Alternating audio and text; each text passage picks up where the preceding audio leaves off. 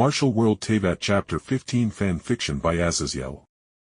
A line for copper, a line for iron, and a lesser line for zinc.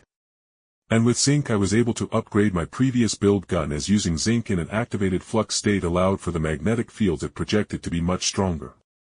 Or in other words, my production speed increased a good deal with my build gun being upgraded. Though it would be so much better if I could make the actual build gun from Satisfactory that could sync up to a pocket dimension. I thought as I worked with the guards to expand the large platform going over the surroundings until we got out of the range of the 3 previous miners. Then from there, after exiting the range of the miners' area of digging, we began closing up the factory using the large amount of iron plates and rods that my machines made over the night to create a large dome over the facility.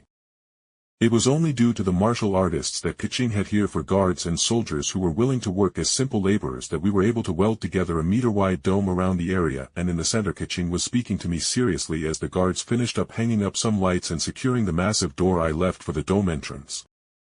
"Alright, Jake. The ghost living here is a spirit at the golden core of cultivation." Kaching started us off as she showed me how to build an altar for the spirit. The spirits of the deceased are very rarely mentally all there. Kaching spoke as she put together a rather simple shrine, being a wooden box surrounded by flowers and some incense burning in front of a blank canvas.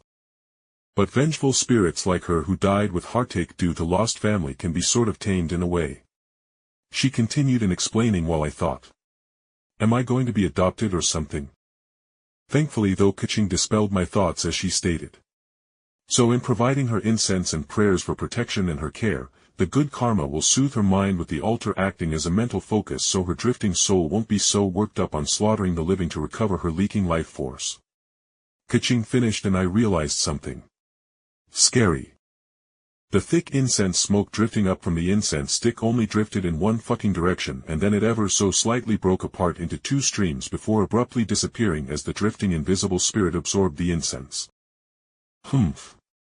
Kaching snorted with amusement seeing my discomfort face, and she even continued with a teasing smile. "Jake, back in Liyue the old clans have half their power in their damned old ancestors who died centuries and even millennia ago still hanging around their clan estates, who butcher and eat intruders onto their clan's estates. During the Pure Festival, thousands of ghosts wander the streets of Liyue, and with how thick the spiritual energy is on that day, you cannot even tell who is human and who is a ghost." I made an X with my hands as I said stiffly, "Welp, looks like I am never going back to Liyue then." So with the golden core spirit supposedly given proper worship so she wouldn't eat my soul in the night or something, I got back to work on the next major section of things. Defense for said facility. Due to the dome's heavily sloped shape, it was perfect to have a small platform atop it with several turret systems built upon it with slave turrets keyed into an extremely simple computer system I rigged up over the next couple hours while I pondered over what kind of turrets I should make. It's not like I could program the computer or anything either to register targets with the materials and time I had on my hands, even if I had all the information within my mind on how to do so. In order to make complicated computer software, I was instead going to need to make powerful hardware first and then make an AI to do the bare bones work of creating a computer operating software. But regardless, I could set up pressure plates with the computer system registering which pressure plate was pushed. When a pressure plate was pushed, a turret then aimed at that area and fired. While I had decided that I wanted 3 flamethrower turrets and some heavy-duty shotgun turrets, I heard the soldiers call out from the dome's entrance. "Lady Ningguang's contingent of men have arrived. And members of the Ling clan have followed them." For a moment I was wondering why Kaching stiffened, but then I remembered. Oh shit. The Ling clan is the one I got into super big trouble for selling garbage scrap swords and spears to Liyue's Millilith. The martial artists who worked for Ningguang went over to Kaching to report their arrival, but behind them was a contingent of about 20 Ling clan martial artists. Or even cultivators, with how they were looking down their noses at myself and Kaching. As I remembered how Kaching talked about how the Ling clan sent all their skilled smiths off to the sects to enrich themselves and become more powerful. "Lady Yuhan, we have arrived while bringing specialized materials that been ordered to be brought," he said, and waving his hand a pile of materials were seemingly teleported onto the ground. "Space ring." I thought with my lips twitching seeing the ring on the hand he waved that had a gem with a swirling void inlaid upon it.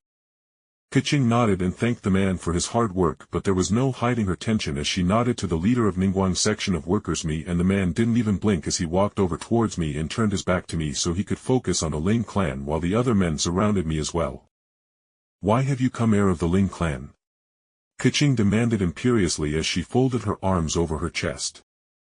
The leader of the young men and a couple of women of the Ling clan stepped forward, and I wanted to just go hide in my cabin as only one thought registered within my mind.